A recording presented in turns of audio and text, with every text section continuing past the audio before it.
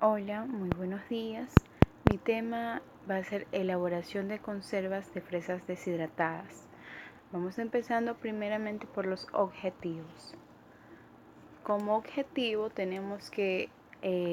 general, tenemos que elaborar una conserva de fresas, fragariavescas deshidratadas de almíbar. En objetivos específicos, vamos a tener que realizar los análisis respectivos según lo que indiquen las normas INE del Instituto Ecuatoriano de Normalización. Vamos a tener un video.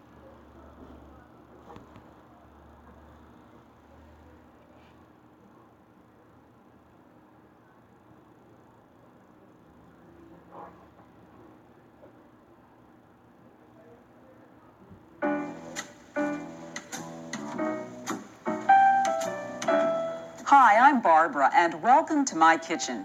Today, we're going to make strawberry preserves. Yes, indeed, it's relatively easy, and I'm going to use a recipe from my new favorite cooking guru, Kathy Barrow, whose book, Mrs. Wheelbarrow's Practical Pantry, is a must-have for anyone who wants to learn how to preserve food. You have to check out her website. It's terrific. So this recipe is good with any fruit. I like to pick my own fruit, which is one way to get good fresh fruit. But you can also pick it up at your local farmer's market, you can grow it yourself, or get it at your favorite grocery store. You need to make sure you have all the right tools for making preserves or jams. Start with the potato masher, or one like I have, to mash up the fruit. And then have a stirring spatula, and I would recommend a heat-resistant silicone stirring spatula. A jar lifter, which is one of the most important tools because you will use this to pull your jars out of really hot boiling water. The magnetic lid lifter, another vital tool. Then you need your bubble remover or headspace tool, which helps you measure the headspace at the top of your jars after you've put the preserves in, and also you use it to get all the bubbles out of the jar. A ladle and a funnel.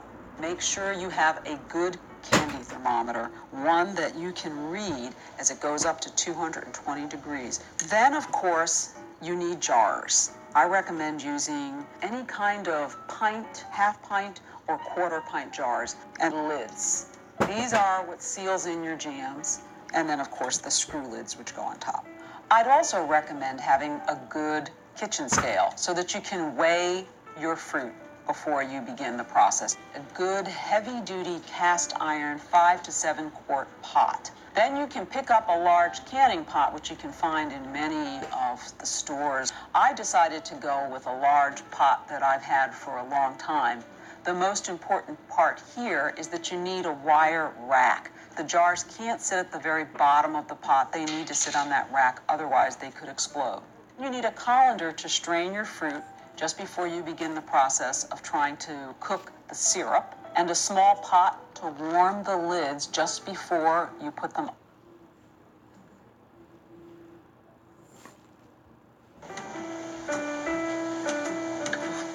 So while this is continuing to boil to reach 220, and I'm at about 212, I got a little ways to go, I'm going to grate an apple. This is important because it's my pectin. You can use box pectin if you want, but Mrs. Wheelbarrow recommends using a green apple because there's so much natural pectin in the skin and in the apple itself. So I'm just going to grate it up and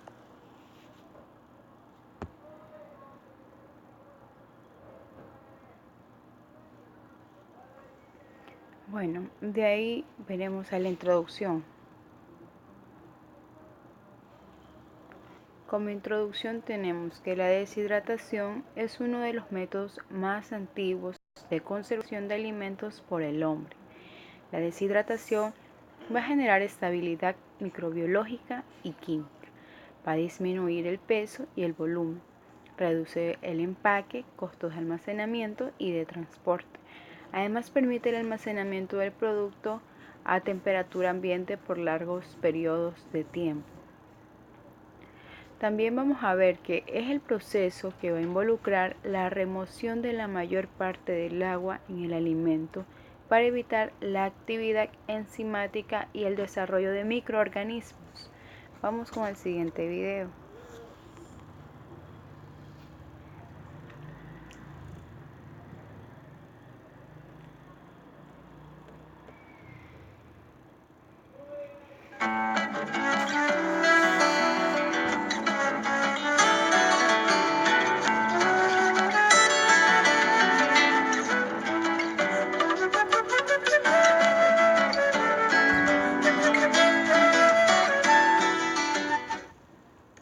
Hi, I'm Annie Cops and welcome to my kitchen. Today we're going to be cooking with strawberries, one of my all-time favorites, and I think you like them too. We're going to be making a very simple strawberry preserve just with lemons, sugar, and strawberries. Now, when they're fresh and in season, you can slice them over ice cream, make strawberry shortcake, or even just over your morning yogurt, granola, and just some strawberries and call it a day. But in the middle of January, and you really, really want to remember what summer felt like, that warm air on your skin, you're going to want to have these preserves. Again, super easy. Strawberries, lemon, and some sugar. We're going to start with 2 pounds of strawberries that I've cut up, and I'll show you those in a second, and just the juice of 2 lemons. And remember, the way to get the juice out of a lemon is just to roll it a little bit, or you can pop it. And we're going to cook the lemon and the the lemon and the sugar together, and just until the sugar melts. Okay, so there you have it. Now, we're just going to put them in some glass jars. And I find that a wide mouth funnel is really helpful in this process. And you want to use pristinely clean glass jars for this. Here we go. Scoop her out. And right into the jar.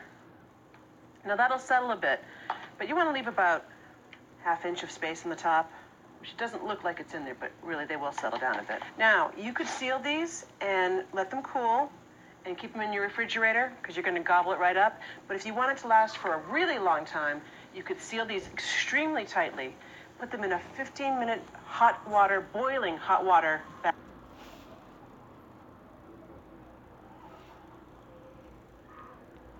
También vamos a tener la información nutricional de la fresa. Como vemos aquí, su composición por 100 gramos.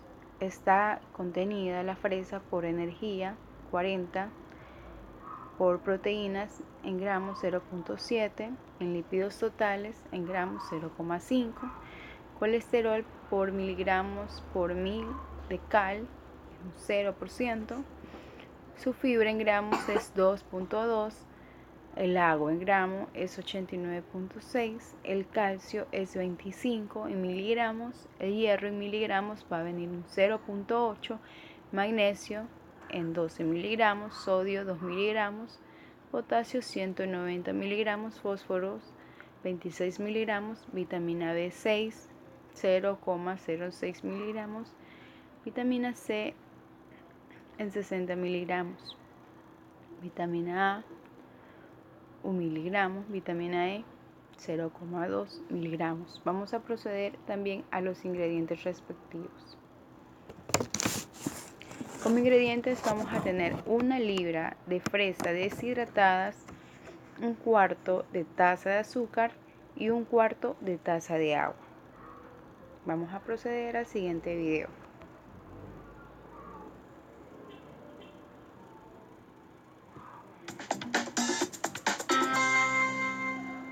How to make jams and preserves.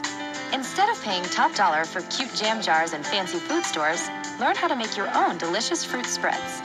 You will need 6 cups of washed berries or other fruit, 6 cups of sugar, a large heavy-bottom saucepan, a chilled teaspoon, 6 half-pint jars with lids and screw bands, clean damp cloths, a boiling water cannon, clean dish towels, a ladle, extra boiling water, and a jar lifter or stainless steel tongs. Optional: 2 tablespoons of lemon juice, a basket, and scones. Step 1. Thickens and becomes syrupy. This will take anywhere from 5 to 20 minutes depending on the kind of fruit you use. Test jam for doneness by scooping up about 1/2 teaspoon with a chilled teaspoon. If it cools to the consistency you like, it's done. If not, boil it a bit longer. Step 4. As the fruit is simmering, sterilize the jars and lids according to the canner's instructions. Leave them submerged in the hot water until they're ready to be filled. Step 5. Remove the sterilized jars from the canner with a jar lifter or stainless steel tongs and place them on clean dish towels. Drain them upside down for 1 minute. Then, ladle the hot fruit mixture into the jars, leaving a 1/4 inch space on top and taking care not to splash any on the sealing area. Wipe the rims with a clean damp cloth and then screw on the lids. Step 6. Carefully lower the jars into your canner. Add enough water to fill the pot 2 inches above the jars and cover. When the water comes to a boil, let them boil for 10 minutes. If the water level hits the top of the jars, add more boiling water. If you plan to eat the jam within 2 weeks, skip boiling and just refrigerate it. You can also store it in the freezer until you're ready to eat it if you've used wide-mouth canning jars made for freezing. Step 7. Turn off the heat and remove the canner lid. Wait 5 minutes, then remove the jars carefully using the jar lifter or tongs. Let them cool on a towel spaced at least 1 inch apart for 24 hours. Don't attempt to retighten the jars. Step 8.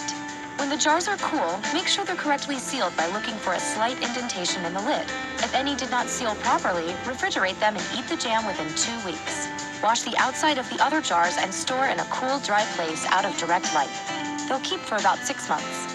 Look for signs of spoilage, which include a bulging lid, leakage, a hissing sound when the lid is opened, mold, bubbles, a bad smell, or a fruit that looks discolored or slimy.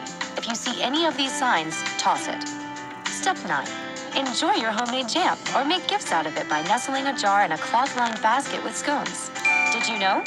Marmalade is thought to have been created.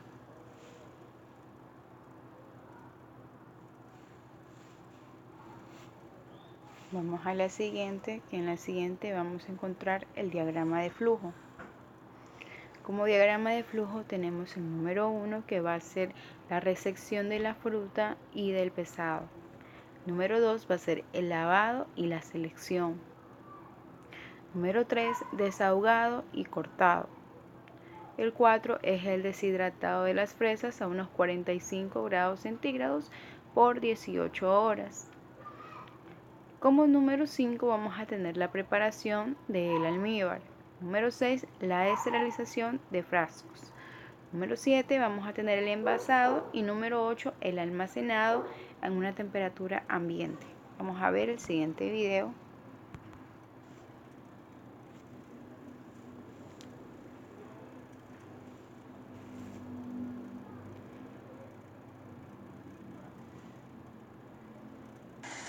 Today is strawberry preserve making day. As you can see, we've got 2 big old tubs of strawberries. These still need to be washed. These were washed last night because I knew we were going to fix them up today. And they've all been stemmed, and so what we're going to do is we're going to wash them and we're going to start chopping them up, and then we'll be cooking them down into preserves.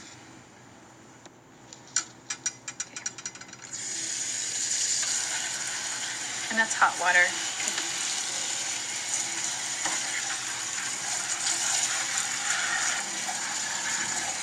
Okay, so those berries are the ones that we got at the berry farm. So they're probably pretty clean.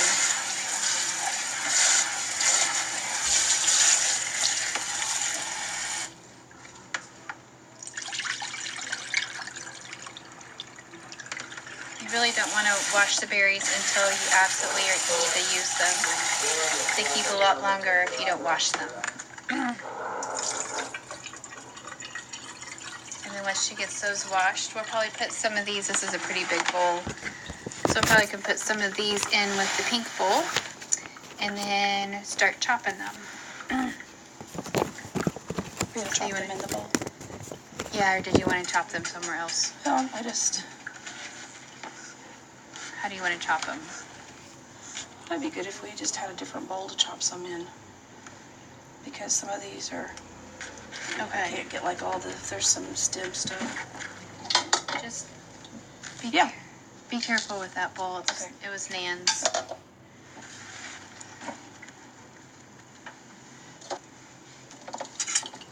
just going to chop those up.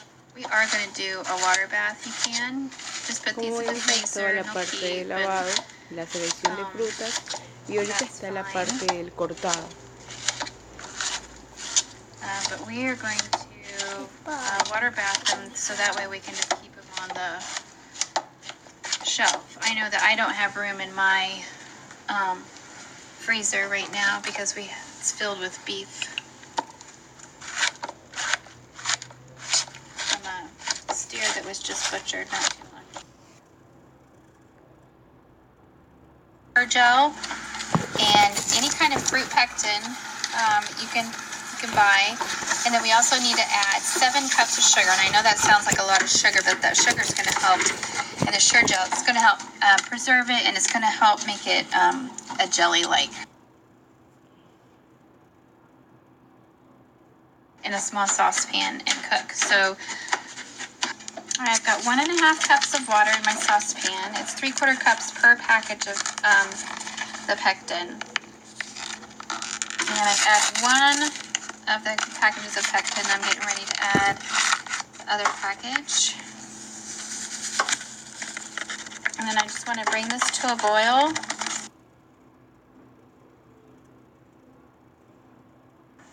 But what we have to do, because we want to can, is make sure that the rims of them are cleaned off really well. So right around here, because we want to get a good seal.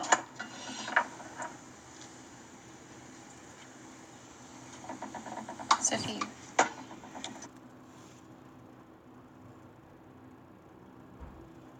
Y por último vamos a tener la conclusión.